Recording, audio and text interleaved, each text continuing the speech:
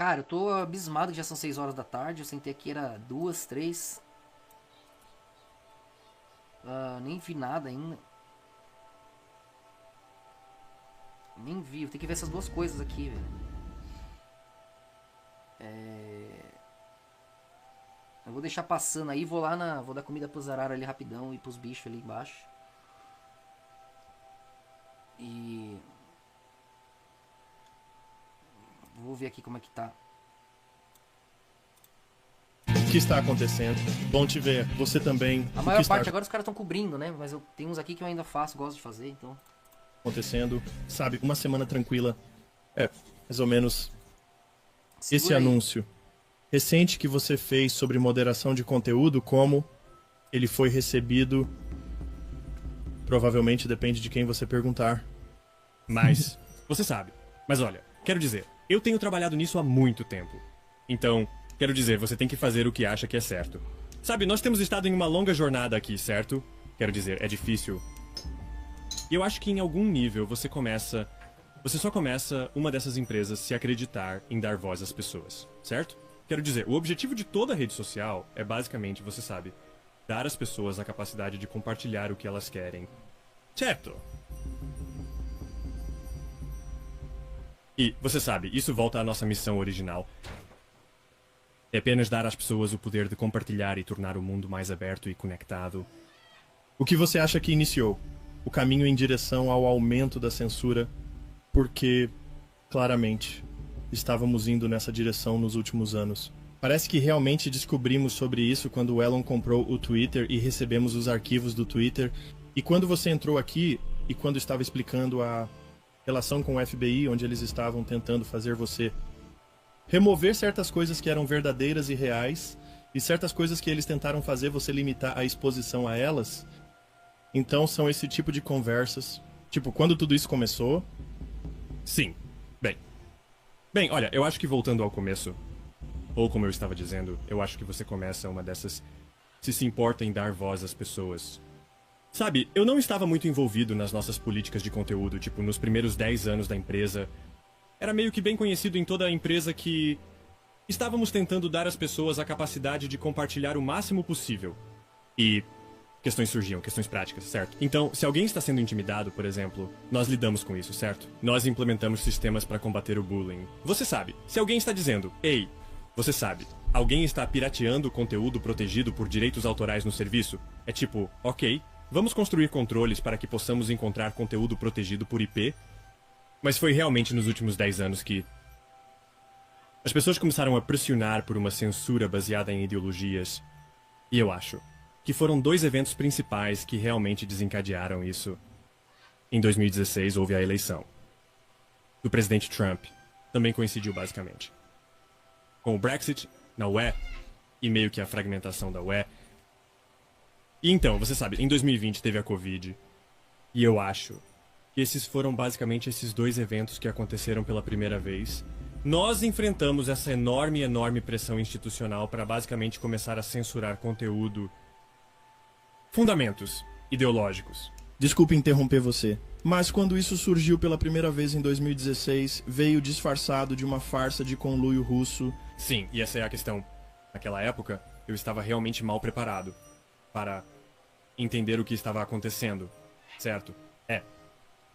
Você sabe, eu acho que parte da minha reflexão ao olhar para trás sobre isso é que eu meio que penso que em 2016, após os eventos, eu dei muita deferência a muitas pessoas na mídia que basicamente estavam dizendo, ok, não há como esse cara ter sido eleito, exceto por causa da desinformação.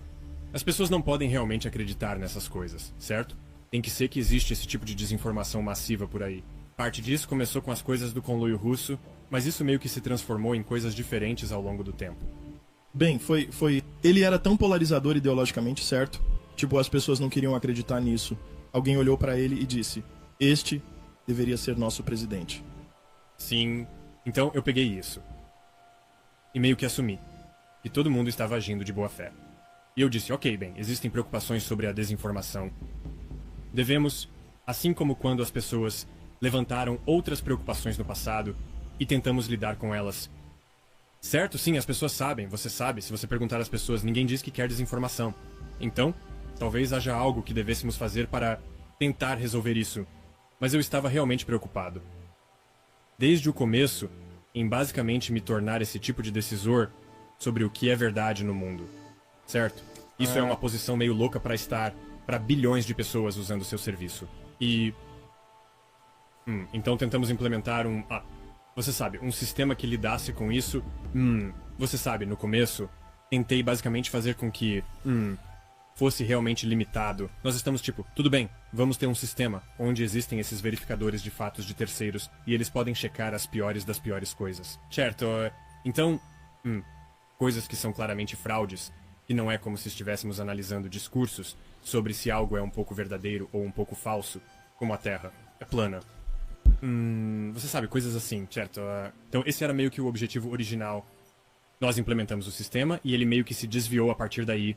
Eu acho que, até certo ponto, é porque algumas das pessoas cujo trabalho é fazer verificação de fatos, grande parte da indústria delas está focada na verificação de fatos políticos, então eles meio que se desviaram nessa direção. E continuamos tentando basicamente fazer com que fosse o que originalmente pretendíamos.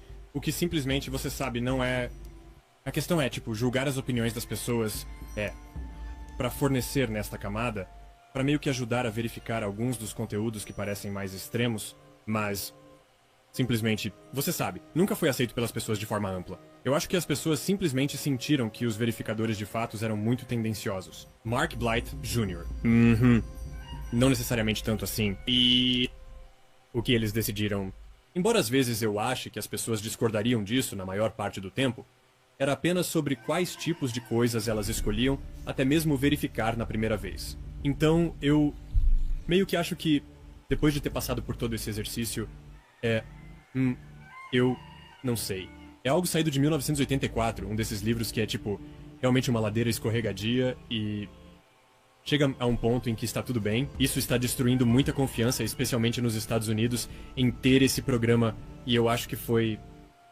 provavelmente há alguns anos que eu realmente comecei a chegar à conclusão de que precisaríamos mudar algo sobre isso.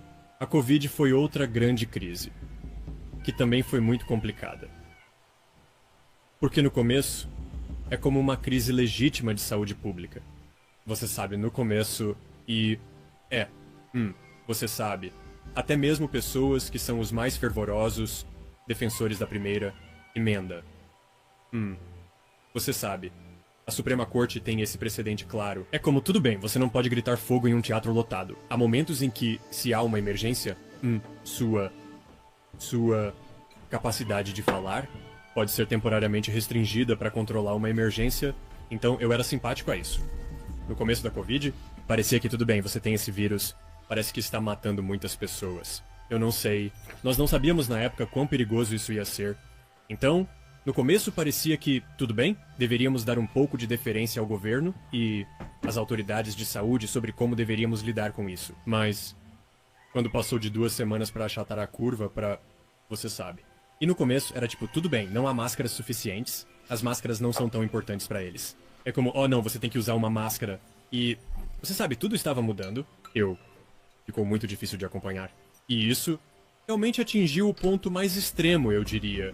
Durante a administração Biden, quando eles estavam tentando implementar o programa de vacinação, e agora eu geralmente sou bem a favor da distribuição de vacinas. Eu acho que, no geral, as vacinas são mais positivas do que negativas.